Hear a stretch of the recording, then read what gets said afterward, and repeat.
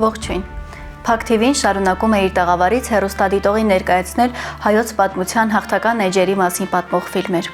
Այսօր մենք կցուցադրենք «Անծանոթ Հայաստան» ֆիլմաշարի հաջորդ «Հայ ռազմիկներ» ֆիլմը։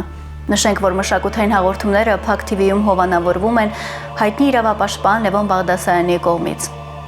Մենք օգտագործում ենք այսպիսի բացառիկ հնարավորությունները մեր հեռուստադիտողին մշակութային կյանքին մոտեցնելու, նոր եւ ավելի արժանահավատ իրադարձություններին մասնակից դարձնելու համար։ Հայերը տարբեր ժամանակներում շրջապատված են եղել հզոր թշնամիներով, դիմակայել են զավթիչներին, կայսրություններին, քոչվոր ցեղերի ալիքներին ու պահպանել ինքնությունը։ Նույնիսկ տասնյակ անգամ գերազանցող բանակներին է հաղթել հայկական բանակը։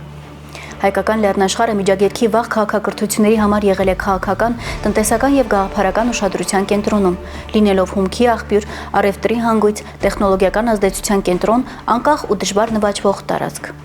Հայը չկորցրեց իր լեզուն, մշակույթը եւ ամրապնդեց ազգային ինքնությունը։ Սա է նաեւ հայկական լեռնաշխարհի պատմական առանձնահատկությունը։ Ժողովուրդը պարտվեց միայն թշնամու խաբեությամբ, քաղաքական խաղերի պատճառով եւ ոչ ազնիվ մարդում։ Իհարկե պատմությունը կրկնվելու հատկություն ունի, որն այսօր փորձում է շրջանցել եւ զուգահեռներ տանելով մեր օրերի հետ չեն կարող չհիշատակել նաեւ Արցախի ողբերգական, սակայն չփակվող էջը, որտեղ անհավասար մարտերում հայ ժողովուրդը պարտվեց քաղաքական խաղերին։ Հուսանք 2026-ին կապրենք ու կունենանք այն Հայաստանը, որին սպասում ենք եւ հավատում։ Իսկ այժմ առաջարկում ենք դիտել «Հայ ռազմիկներ» ֆիլմը։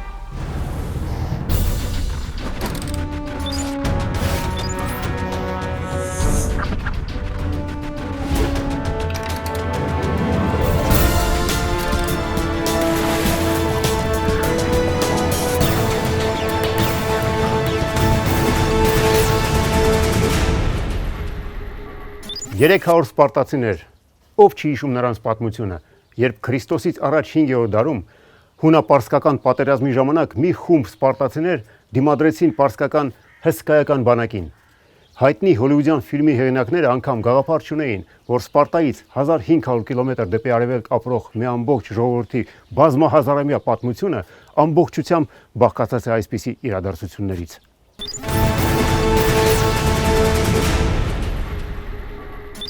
Հայեր, ինչպես եղավ, որ հզոր թշնամիներով շրջապատված մի ժողովուրդ դիմակայեց թվով գերազանցող զավթիչներին, հսկա կայսրություններին, քոչվոր ցեղերի ալիքներին ու պահպանեց իր ինքնությունը։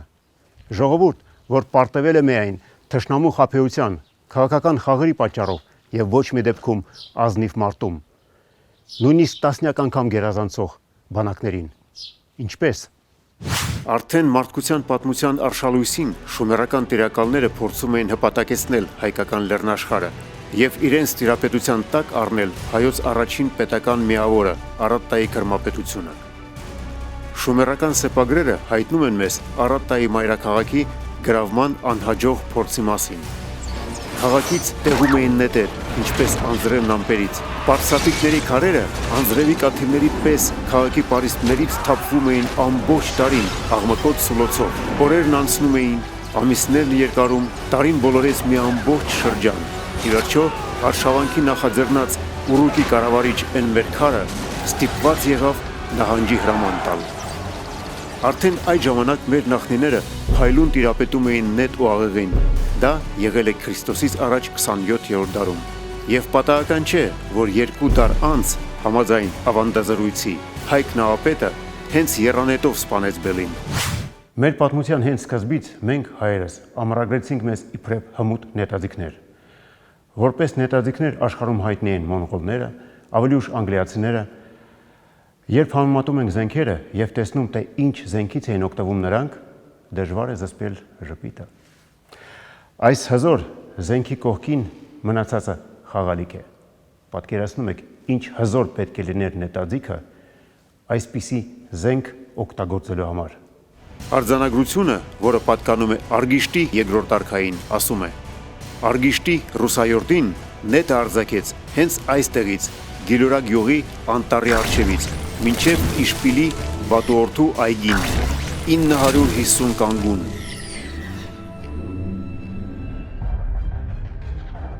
Կանգուն երկարության միավոր։ Տարբեր ժամանակներում տարբեր ժողովուրդների օգտագործած կանգունը համապատասխանել է արմունկից մինչև բացված ձեռքի միջնամատի ծայրը եղած երկարությանը եւ տատանվել է 51.8-ից մինչև 76.7 սանտիմետրի։ Այդ հաշվով արգիշտի երկրորդը նետը արձակել է 492 մետր։ 1918 թվականին անգլիացի գիտնականները հետազոտեցին տարբեր աղեղների հեռահարությունը և նետերի թափանցիչ ուժը։ Արդյունքը չափազանց հետաքրքրական է։ Այսպես, ապաչիների 1 մետրանոց աղեղը նետում էր 110 մետր, չեյենների 1.14 մետրանոց աղեղը 150 մետր, անգլիական 1.83 մետրանոց 208 մետր, թուրքական 1.22 մետրանոց 229 մետր։ Տարբերությունը ավելի քան ակնհայտ է։ Տարբեր ժամանակահատվածներում դեռևս 4-րդ դարում եղել են ռազմիկներ, ովքեր որ օրինակ նետաձիգների կազմում մի քանի մինչև 3 նետ են նետել դեպի հակառակորդը, դրանով իսկ փորձելով, ասենք, հակառակորդի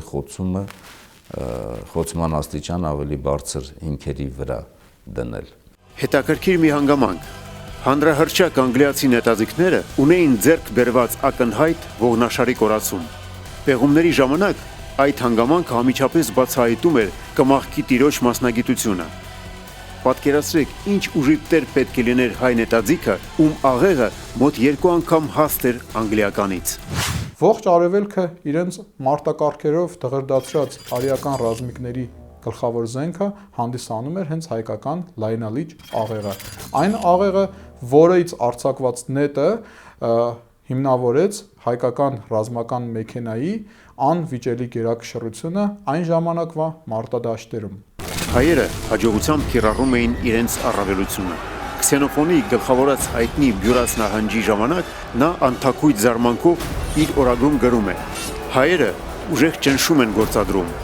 եւ քանի որ մեր ուղին անցնում էր կիրճերով, ապա նրանք ընդཐུպ մոտենալով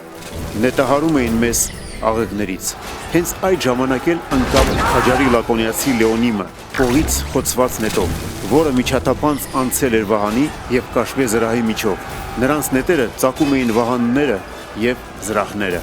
Հայոց բանակը հազարամյակներ շարունակ եղել է ամբողջ մերձավոր արևելքի ամենամարտունակ բանակներից մեկը։ Դրա փայլուն վկայությունն է զորանամակը, որը բանակի նկատմամբ լրջագույն վերաբերմունքի ապացույցն է։ Զորանամակ մեծ հայքի ռազմական ուժերի քանակի եւ դասակարգման մասին պետական վավերագիր կամ ուրույն հրովարտակ։ Գործադրվել է մեծ հայքում մինչև հայ արշակունի արքայատան անկումը։ Կազմվել է քառաբաժին բոլորակ աղյուսակի ձևով, ըստ մեծ հայքի 4 կուսակալ զորավարությունների՝ հյուսիսային, հարավային, արևելյան եւ արևմտյան դռների։ Յուրաքանչյուր բաժնում դասվել են 21 կամ 22 նախարարություն, նշելով նրանց յուրաքանչյուրի զորաքանակը։ Ըստ մեզ հասած զորանամակի, արշակունիների օրոք հայոց զորքի ընդհանուր թվաքանակը եղել է 124,000 մարտիկ, որից 84,000-ը կազմել են նախարարական կամ սեփուհական, իսկ 40,000-ը արքունի եւ մարդապետական գնդերը։ Արտաքին վտանգի ժամանակ նախարարները իրենց զինվորական ուժերը գումարել են զորանամակով սահմանված զորաթևում, իսկ անհրաժեշտության դեպքում հայոց արքայի կամ սպարապետի հրամանով օգնել են այս կամ այն զորաթևին։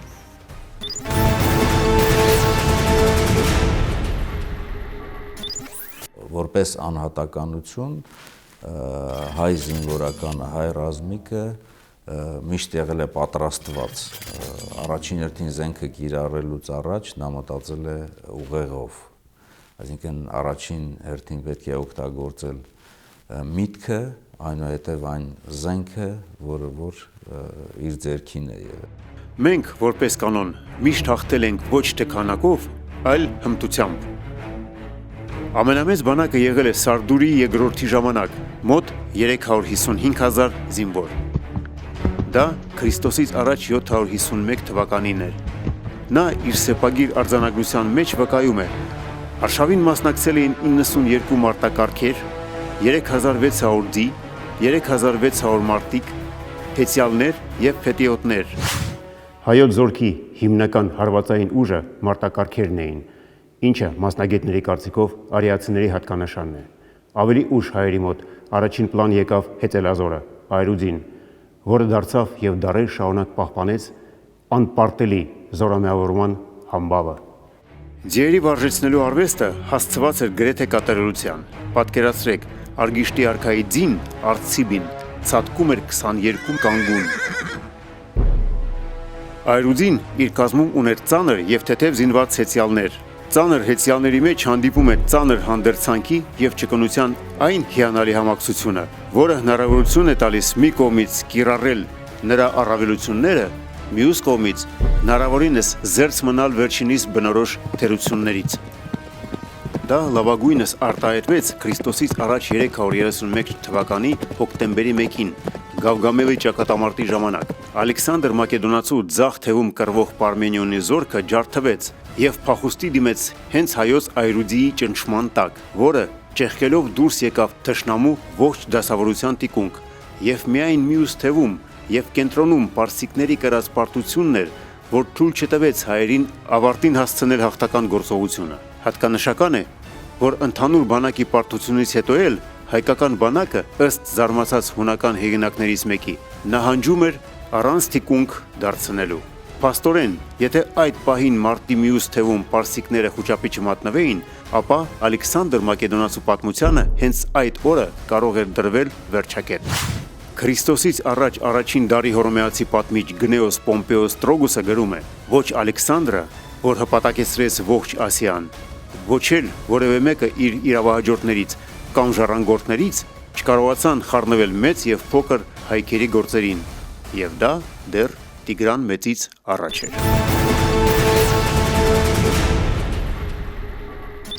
Քրիստոսից առաջ 95 թվականին գահ է բարձրանում Տիգրան II Մեծը։ Մեկ տարի անց գլխավորելով 15 հազարանոց զորքը նա ուղևորվեց Սոֆենա, այսինքն ծոփքը գրավելու։ Ճակատամարտը երկար չտևեց։ Մերոժան արծրունին հարվածելով Աստարիսի աջ թևին ջախջախում է նրան, ինչից հետո Հեծելազորը գործը հասցնում է ավարտին։ Քրիստոսից առաջ 68 թվականի սեպտեմբերի 15-ին Արացանի գետի մոտ ճակատամարտի ժամանակ Տիգրան Մեծը ջարդեց Լուկոլոսի հռոմեական լեգիոնները, օգտագործելով միայն Հեծելազորը, ինչը ռազմական պատմության մեջ եզակի երևույթ է։ Ծանր Հեծելազորը ցրեց հռոմեացիների Հեծելազորին, իսկ թեթև Այրուձին ավարտեց փառապանծ լեգիոներների ջարդը, որից հետո Լուկուլոսը կորցրեց զորավարի իր պաշտոնը։ Երբ որ հռոմեական բանակը մոտեցավ այդ խաչմերուկին, փոխանակ շարունակեր ինչպես իրեն հրաման էր տրված ուղին դեպի հյուսիս, դեպի հայերի դեմ, առանց որևէ հրամանի ենթարկվելու ընտրեց դեպի արևմուտք տանող ճանապարհը, եւ այդ պահին արդեն ըստ երևույթին Լուկոլոսը վերջնականապես հասկացավ, որ Տիգրան Մեծը իրեն հաղթեց եւ որպես զորավար եւ որպես քաղաքական գործիչ։ Պլուտարքոսը գրում է, որ Տրիարիոսի ղեկավարությամբ հռոմեացիները բռնվելով մարտի հայերի հետ ջախջախվեցին։ Հռոմեացիները կորցրեցին ավելի քան 7000 մարդ, որոնց թվում 150 ցենտուրիոններ եւ 24 ռազմական տրիբուններ։ Տիգրան Մեծի դարաշրջանը իրավամբ կարելի է համարել հայոց պատմության ամենափառապանծ էջերից մեկը։ Սակայն, եթե Տիգրանի մասին քիչ թե շատ գիտեն, ապա նրա հետնորդների մասին ավելի քիչ է հայտնի։ Այնուամենայնիվ, ավանդույթները շարունակվում են։ Տրդատ առաջին, Կարինի ճակատամարտ, գարուն 58 թվական, Ռանդեայի ճակատամարտ, գարուն 62 թվական, Վաղարշ առաջին, Կամագենեի ճակատամարտ, 116 թվականի սկիզբ, Պարթևների հետ համատեղ, Բակուր եւ Սպարապետ Տրդատ Բագրատունի, Էլեգիայի ճակատամարտ, գարուն 161 թվական, Անտիոքի ճակատամարտ, գարուն 162 թվական, Տրդատ Արքայազն, Կորդուքի ճակատամարտ, Աշուն 216 թվական, Մզբինի ճակատամարտ, ապրիլ 217 թվական, Պարթևների հետ համատեղ, Արշակ II, Մզբինի ճակատամարտ, 356 թվական։ Հարևանները նախանձում էին մեզ. զարմացած եմ հայոց գնդի միասիրտ հավատարմությանը։ Երանի նրան, որ հայոց գնդի տերն է, խոստովանում էր 4-րդ դարի պարսից բռնակալ Շապուհ II-ը։ Վահանանց պատերազմի ժամանակ 481 թվականին Ակորի գյուղի մոտ 300 հոգանոց հայկական ջոկատը Վարդան Մամիկոնյանի զարմիկ Վահան Մամիկոնյանի գլխավորությամբ մարտի բռնվեց 7000-անոց պարսկական զորքի հետ։ Ճակատամարտը սկսվեց վաղ առավոտյան։ Պարսիկները, տեսնելով հայերի զորքի սակավությունը, մտածեցին, որ հայերը խելագարվել են եւ կամավոր եկել են մեռնելու։ Սակայն հայերը հմուտ մարտավարությամբ հարձակվեցին եւ ջախջախեցին պարսից բանակը եւ սպանեցին նրան զորավարին։ Չդիմանալով հայերի գրոհին, պարսիկները խուճապահար մեծ կորուստներ տալով փախուստի դիմեցին։ Հայոց զորքը փառքով վերադարձավ Դվին, որտեղ ժողովուրդը ցնծությամբ դիմավորեց հերոսներին։ 300 սպարտացիներ ֆիլմի հեղինակները ջանք չխնայեցին ներկայացնելով Լեոնիդասին եւ իր ջոկատը իբրև արիության եւ քաջության չափանիշ։ Արժանի են, բայց վահանանց ճակատամարտը մատնվեց մոռացության։ Ինչու՞։ Կարճ ժամանակ անց պարսիկների հետ հաշտություն կնքվեց։ Ամենայն հավանականությամբ այդ էր պատճառը, որ հայ պատմիչները չեն սևեռվել այդ փայլուն հաղթանակի վրա։ Քանի Վարդան եւ Վահան Մամիկոնյաններ են ղեկավարել հայոց բանակը, քանի հայ զորավարներ են ղեկավարել նաեւ այլ պետությունների՝ Պարսկաստանի, Բյուզանդիայի, Եգիպտոսի, ավելի ուշ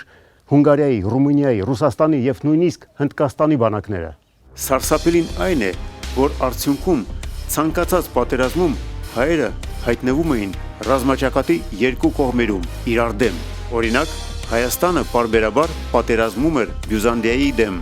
Բյուզանդական կայսրության ձևավորման հենց սկզբից բոլոր կայսրերը հավաքագրում էին իրենց թիկնապահներին եւ պալատային ջոկատներ կազմում հայերից։ Այդ ավանդույթը ամրապնդվեց, երբ գահակալները դարձան հայ տոհմերի ներկայացուցիչներ։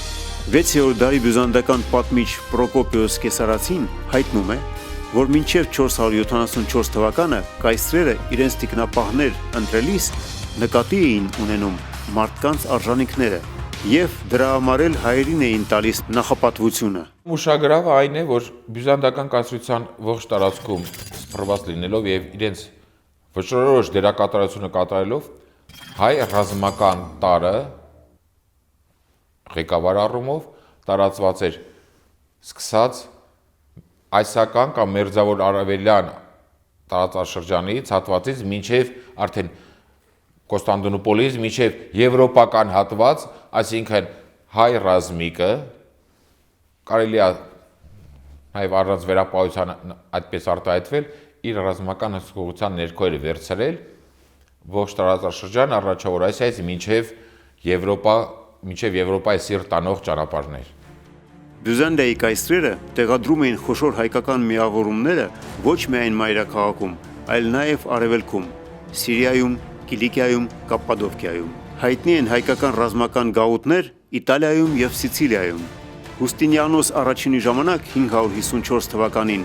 մեծապես հայերից բաղկացած զորքը զորավար Ներսես Պատրիկի ղեկավարությամբ ջախջախում է ֆրանկերի եւ ալեմանների 75,000-անոց միացյալ զորքը եւ ազատում է Իտալիան։ Ներսեսը առաջինն էր, որ ստեղծեց մարդասիրական միջանց պարտված զինվորների համար, նրանց հնարավորություն տալով անվտանգ հեռանալ Ապենինյան թերակղզուց։ Այս արարքով մարդասիրական դաս տալով տեղացիներին։ Փաստորեն, դա պատմության մեջ առաջին գիտակցված, իրականացված մարդասիրական միջանցքն է։ Այս ավանդույթը կիրառվում է առ այսօր։ Հայ զորավար Ներսեսը շատ հարգված էր եւ կայսրի, եւ իտալացիների, եւ նույնիսկ հակառակորդի կողմից, եւ 555 թվականին Հուստինիանոս առաջինի կողմից նշանակվում է Իտալիայի կառավարիչ եւ վարում այդ պաշտոնը 10 տարի։ Իր կառավարման տարիներին Ներսես Պատրիկը, պատկերացրեք, հիմնեց նաեւ Միլան քաղաքը։ Այո, հենց Իտալիայի հռչակավոր Միլանը։ Պետք է խոստովանել, որ շռայլությամբ օգնելով մոտ եւ հեռու հարևաններին, մենք այնուամենայնիվ անձնվիրաբար ծառայում ենք նաեւ մեր հայրենիքին։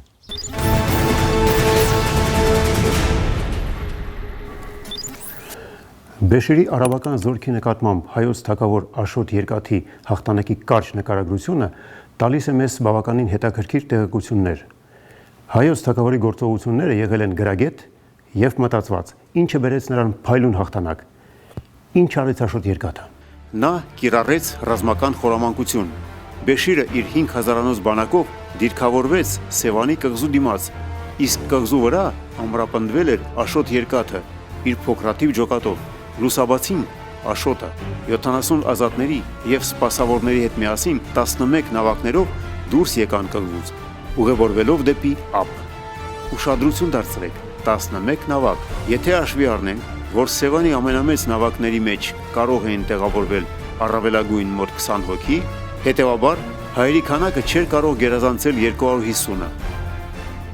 Հայ մարտիկները իրենց զենքերը պահեցին նավակների հատակին։ Աշոտը շարժվեց կղզուց վաղ առավոտյան, երբ ծակող արևը ընկնում էր ափին կանգնած արաբների աչքերին։ Արևի լույսը ուժգնանում էր նաև ջրի արտացոլումից, խանգարելով արաբներին տեսնել, թե ինչ է կատարվում նավակների մեջ եւ ջրի վրա։ Արաբները խորապես համոզված էին, որ հայերի փոքրատիվ ջոկատը մոտենում էր ափին գերի հանձնվելու նպատակով։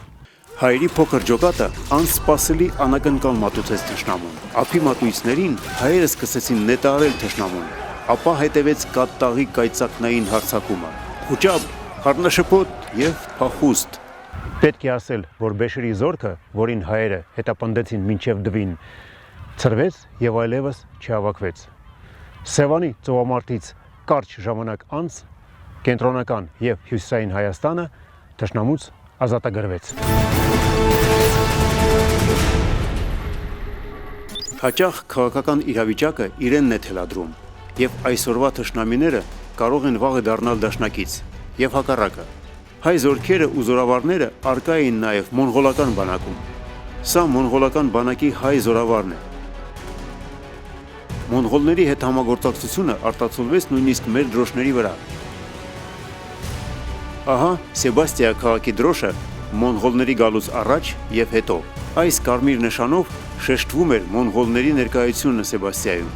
Այս նշանը մասնագետների կարծիքով հնարեցին եվրոպական քարտեզագետները որպես մոնղոլների պայմանական նշան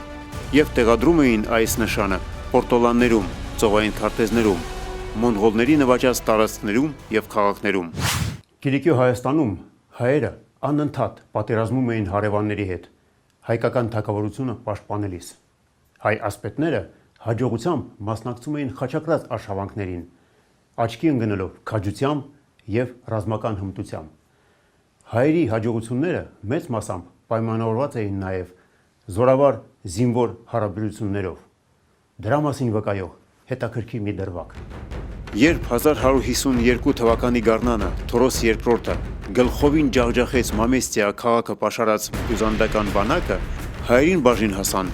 մեծ թվով բարձրաստիճան գերիներ։ Նրանց ազատության համար ստացված փրկագինը հայոց իշխանը ամբողջությամբ բաժանեց իր շարքային ռազմիկներին։ Դրանով իսկ ցուցադրելով, որ այս հաղթանակով նա պարտական է հենց նրանց, ինչպես նաև ընդգծեց իր ազնվականությունը։ Այսպիսի զորավարի հետևից իհարկե կգնան մինչև վերջ։ Երբ հիմք դրվեց խաչի դուցազուն հասկացությունը, այն ժամանակ էլ հայ զինվորականը հիմք էր կազմում հայ ազնվականության, իր յուրահատուկ պատվով, վարքականոնով եւ նաեւ նրա հատկանիշները որպես ասպետական հատկանիշներ հետագայում աշխարհի տարբեր ժողովուրդներ, տարբեր երկրներ սկսեցին օգտագործել։ Հայերի մասնակցությունը օտար բանակներում չէր սահմանափակվում միայն հարևաններով կամ Եվրոպայով։ 18-րդ դարի կեսերին Գորգին խանը, նույն ինքը Գրիգոր Հարությունյանը, Հնդկաստանում ազատագրական պայքար էր մղում անգլիացի գաղութարարների դեմ։ Նրան Հնդկաստանի գահակալ Շահ Ալիմ II-ը ճանաչեց որպես Բենգալիայի, Բիհարի եւ Օրիսսոյի զորքերի գլխավոր հրամանատար։ Նա ստեղծեց մարտական կանոնավոր բանակ, որի կազմում հավաքվեց 15000 հեծյալ եւ 25000 հետևակ զորք։ Իդեպ Բենգալական բանակի բարձրաստիճան հրամանատարներից 5 գեներալներ եւ 4 հարյուրապետներ եւս հայեր էին։ Բանակը ժամանակակից զենքով զինելու համար Գորգին խանը Բենգալիայում հայ զինվորների ջանքերով կարողացավ կազմակերպել զենքի արտադրություն։ Հնդիկ նշանավոր գիտնական եւ գրող Չաթերջին գրում է. թնդանոթները եւ հրացանները, որոնք նա արտադրեց, իրենց որակով գերազանցում էին եվրոպականին։ Գորգին խանը անգլիացիներից ստանում է առաջարկ ծառայել իրենց, սակայն մերժում է այն, ասելով, որ նա իսկական հայ է եւ չի կարող դավաճանել, սակայն այն փաստը, որ նա բանակցել էր անգլիացիների հետ, շահի սրտում կասկածներ է ծնում Գորգին խանի հանդեպ եւ նա հրամայում է սպանել նրան։ Հիշում եք, ասացի, որ հայերը պարտվել են միայն թշնամու խաբեության եւ քաղաքական խաղերի պատճառով